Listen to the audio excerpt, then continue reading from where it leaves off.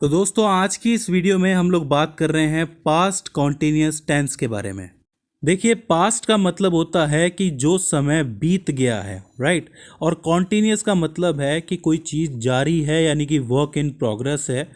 और टेंस का मतलब होता है टाइम, यानी कि एक ऐसा काम जो भूतकाल में कभी जारी था, चल रहा था, उसको आप लोग पास्ट कॉन्टिन्यूस टेंस से लिखते हो, राइट।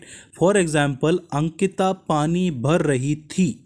तो अंकिता कभी पानी भर रही थी, उसका टाइम हमें नहीं पता कि कब भर रही थी, कब से कब तक भर रही थी, बस इतना ही पता है कि पास्ट में वो काम कर रही थी। और दूसरे एग्जाम्पल में सुनीता गाड़ी चला रही थी। तो सुनीता कब गाड़ी चला रही थी, कब से कब तक चला रही थी, नहीं पता, बस पास्ट में कोई समय था जब ये काम चल रहा था। तो आप कह सकते हो कि प्रेजेंट में कोई काम चल रहा है और पास्ट में वो काम चल रहा था।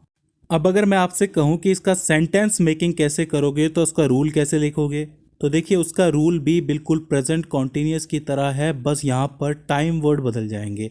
वहाँ पर टाइम वर्ड प्रेजेंट के थे, यहाँ पे टाइम वर्ड आपके पास्ट के होंगे। जैसे कि सब्जेक्ट प्लस टाइम वर्ड में आएगा वॉज वर प्लस वर्ब की फर्स्ट फॉर्म में आईएनजी प्लस ऑब्जेक्ट।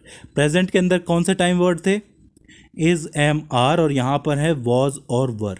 ठीक है, तो अब सवाल ये उठता है कि वॉज और वर का यूज़ कहाँ और कैसे किया जाए। तो देखिए बहुत सिंपल है। देखिए, आई, ही, शी, इट या फिर कोई नेम हो, उसके साथ आप लोग यूज़ करोगे वॉज का। ठीक है, और वहीं अगर वी, यू या फिर दे जैसा कोई सब्जेक्ट आ जाए तो उसके सामने आप लोग यूज़ करोगे वर का। जैसे कि यहाँ पर अंकिता क्या है, अंकिता सब्जेक्ट है और सब्जेक्ट जो है नाम है, तो नाम के आगे वॉज लगेगा कि वर लगेगा, वॉज लगेगा। तो अंकिता वॉज फिलिंग वाटर, यानी कि अंकिता पानी भर रही थी। फिल जो है वो वर्ब है और उसमें आईएनजी का यूज़ हम लोग करेंगे। ठीक इसी तरीके से सुनीता भी एक नाम है और नाम के आगे वॉज लगेगा कि वर लगेगा, वॉज लगेगा। तो सुनीता वॉज गाड़ी चलाने को कहते हैं ड्राइव, और ड्राइव में लगेंगे आईएनजी, तो सुनीता वॉज ड्राइविंग। ठीक है, सुनीता गाड़ी चला रही थी। अब इसी तरीके से मैं एक और एग्जाम्पल लूँ तो ये एग्जाम्पल होगा कि हम वापस आ रहे थे। तो हम कौन है, हम सब्जेक्ट है और हमको इंग्लिश में कहते हैं वी। अब वी के आगे वॉज लगेगा कि वर लगेगा, वर लगेगा। तो वी वर वापस आ रहे थे, यानी कि कम बैक। अब कम जो है वो वर्ब है और वर्ब में लगेगी आईएनजी। ठीक है, तो वी वर कमिंग बैक, इसका सेंटेंस हो जाएगा। अब ऐसे ही अगर मैं एक एग्जांपल और लूँ जो कि काफ़ी इंटरेस्टिंग है, कि तुम पौधों में पानी डाल रहे थे। ठीक है, तो तुम कौन है, सब्जेक्ट है यानी कि यू है। अब यू के आगे वॉज लगेगा कि वर लगेगा, वर लगेगा।